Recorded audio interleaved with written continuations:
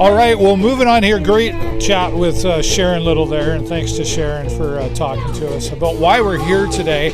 And we talked about some folks in the community, and when I mean the community, like military, veterans, first responders, are all here today. And the Wounded Warriors are here today, and we're talking with Dean. Thanks so much for being here. Yes, thank you. Talk to me, woundedwarriors.ca, by the way. Yes. What is Wounded Warriors? So woundedwarriors.ca is a national mental health service provider for trauma-exposed professionals and their families. So basically that covers everybody from veterans, first responders, any service personnel, including their families, spouses, children, yeah, things like that. Yeah, because they've got to deal with it as well. It's not just a one-person thing. So Wounded Warriors is a great organization. They offer a number of programs for anybody, which you can find at woundedwarriors.ca. Yeah. And we're just here today to promote them and spread the word for them. So here's the interesting part of all this for me, Dean, is I'm looking and going, well, aren't there already services out there available? Yep. Is that the case? I mean, why was Wounded Warriors created then? So Wounded Warriors has been around for quite a long time.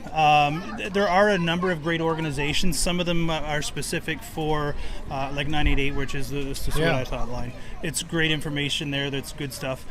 Wounded Warriors, on the other hand, is kind of a bit of a broader aspect as far as involving the families and children and things like that. Right. So it covers everybody that could be affected from trauma in any way, shape, or form. So they've got a lot of good stuff there. Yeah. And break the stigma. I mean, we've talked a lot, all the interviews I'm doing, it's like, I say stomp the stigma, break the stigma. Yep. Are we getting there? Are we getting better at this conversation? It's hard to say. It's one of those things when you're on this side of the conversation, you want to assume you're doing well. But when you're on the other side of the conversation, I believe there's still a lot to do. Yeah. I believe it's a thing that people do struggle with. Yep. And given the fact that most people that struggle, especially first responders, you're supposed to be a strong individual. You have to, we don't want to show a sign of weakness. Exactly. And I think a lot of people are starting to break down those walls a little bit, but I mean, if they do, great. But the more we can help to promote them, whether it be talk to a friend, reach out to a hotline. There's a number of things, but just talk. Get the conversation started one way or another. I think that's the biggest thing for people to do, and it's super important. Perfect. You have a personal reason for being involved? Honestly, my brother. So I'm just a regular civilian. I'm not a first responder or a veteran, but my brother, who was a veteran, he went through some stuff.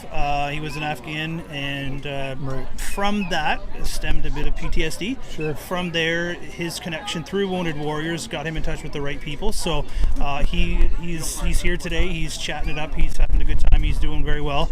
But that's my connection. We have a lot of friends who are first responders. Family that have been in the service for a long time. So it's just a matter of, like I say, starting that conversation. So we just want to help out as best we can. Yeah, that's great. And I see we've got Rucksack March for... What's a rucksack? So a rucksack is more of a military thing. When you go into, I don't want to say go into battle, but when you're in the field, you carry your rucksack, which has all of your gear and stuff. And a lot of those rucksacks that military personnel wear are heavy.